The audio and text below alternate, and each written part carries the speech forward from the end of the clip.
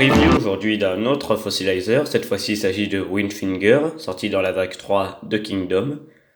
Donc, comme vous pouvez le voir, elle se transforme en un ptéranodon squelettique, avec de très beaux détails de peinture qui rappellent vraiment de la roche, même peut-être du sable pour certains, avec, comme vous pouvez le voir, du jaune qui se rajoute sur du blanc presque couleur crème.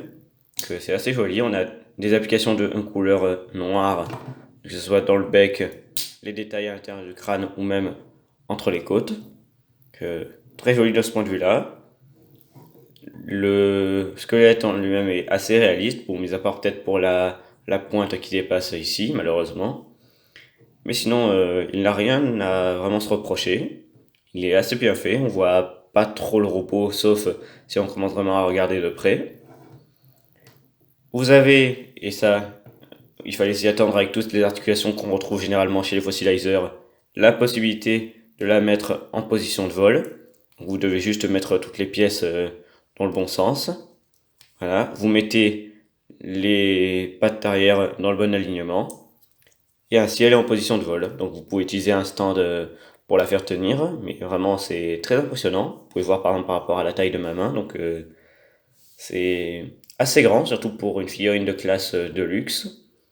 Ça aurait été étrange de ne pas avoir la possibilité de la mettre dans cette position avec toutes les articulations dont elle bénéficie. Alors, petite particularité des fossilisers de classe de luxe, contrairement aux fossilisers core class comme Dracodon, d'ailleurs vous pouvez voir ici une comparaison de taille, les fossilisers de core class se transforment, on va dire, normalement, autant ceux de classe de luxe ont la particularité, un peu à l'instar d'un weaponizer ou d'un modulator, de devoir se désassembler et se réassembler. Donc ne soyez pas surpris si, quand vous le prenez en main, les pièces peuvent très facilement se détacher, puisque c'est prévu pour en fait. Là où sur un core class, ce n'est pas fait pour ça. Vous avez bien évidemment la queue qui se sépare, mais bon, c'est pour former une arme, donc c'est un cas à part. En termes d'articulation, donc on a déjà vu pour les ailes à peu près. La tête, elle peut tourner sans souci. Le bec a une très grande amplitude en termes d'ouverture. Pour les pattes arrière, bon, rien de dingue, vous avez la possibilité de les ramener vers le dos, tout simplement. Les pieds ont une articulation.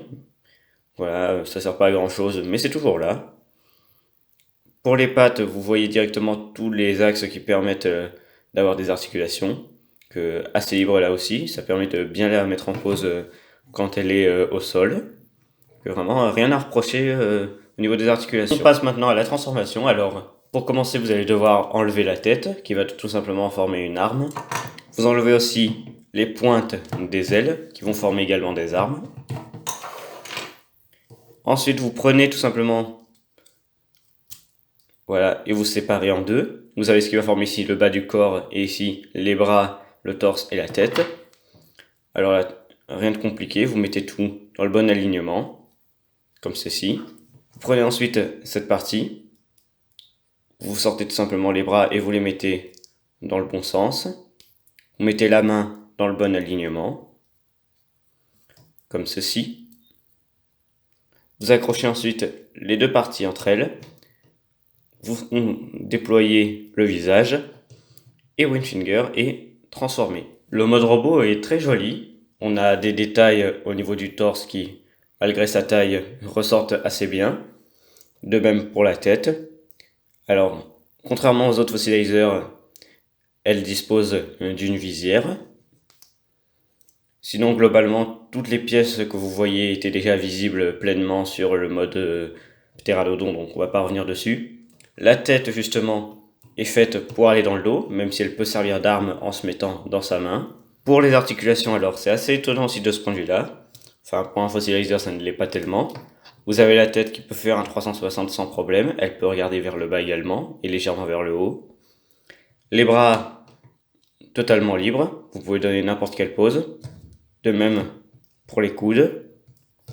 Les poignets peuvent tourner. Et du fait de la transformation, ils peuvent aller légèrement vers l'arrière.